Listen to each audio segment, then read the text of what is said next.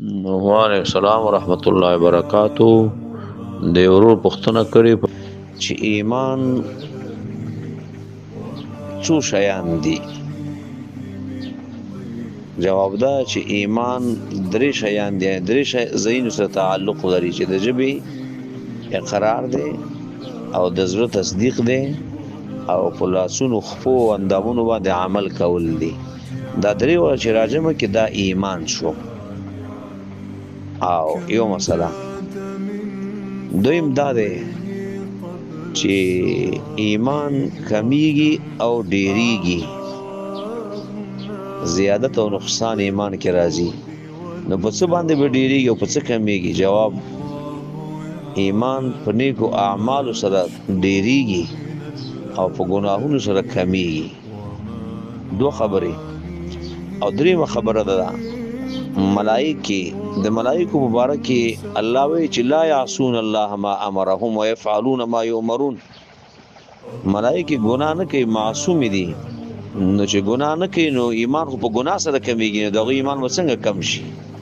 ایمان خو نه کمیږي، هغه ایمان ډیر دی. او څلورمه خبره نور انسانان چې دي، نور مؤمنان، دغه ایمان زیاتیږي هم او کمیږي هم. زیاتیږي په نیکو اعمالو کولو سره او کمیږي په ګناهونو کولو سره. دیو جن اوس په دې امت کې د ابوبکر رضی الله عنه ایمان چې دی او د حاضر حالاتو مسلمانانو چې کوم ایمان دی، د دې ایمان د ځمکې او اسمان فرق دی.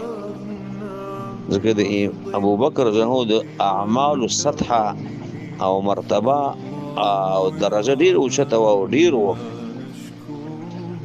او طاعات د الله بندگی پکې ډیر و. ندی وجنا نو ایمانونه دا ډیریږي په نیکو اعمالو سره او کمیږي په ګناهونو سره. او قران هم دا ویلي دي فاما الذين امنوا فزادتهم ايمانا وهم يستبشرون واما الذين في قلوبهم مرض فزادتهم رجسا الى رجسهم وماتوا وهم كافرون. انما المؤمنون الذين اذا ذكر الله وجلت قلوبهم واذا تليت عليهم اياته زادتهم ايمانا وعلى ربهم يتوكلون. الله فرمای مؤمنان هغه خلک دي چې د الله آیتونه ولستل شي زړونو کې یې راځي. د الله آیتونه ووري یې زړونو کې راځي.